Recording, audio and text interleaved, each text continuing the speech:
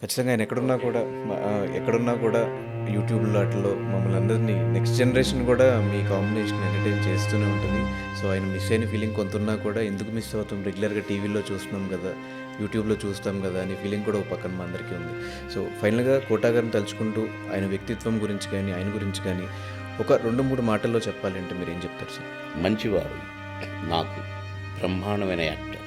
మా కోట అంటే కోటే. ఏ క్యారెక్టర్‌నైనా అవలీలగా పోషించిన ఆర్టిస్ట్.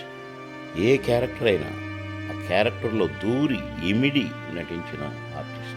కామెడీ గానీ, సీరియస్ గానీ, ఇంకేదైనా గానీ, కరడుగట్టిన విలన్ గానీ, నేను కసాయుడివి నువ్వు అని అంటుంటా ఎప్పుడు. హ్మ్.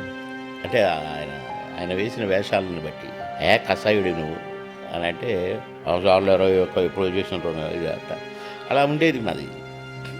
అట్లా కసాయి క్యారెక్టర్లు కూడా వేసినోడు కనుక ఒక మంచి నటుడు. కోట అంటే కోటే. నటన ఒక కోట. ఆయన నటనకే కోట.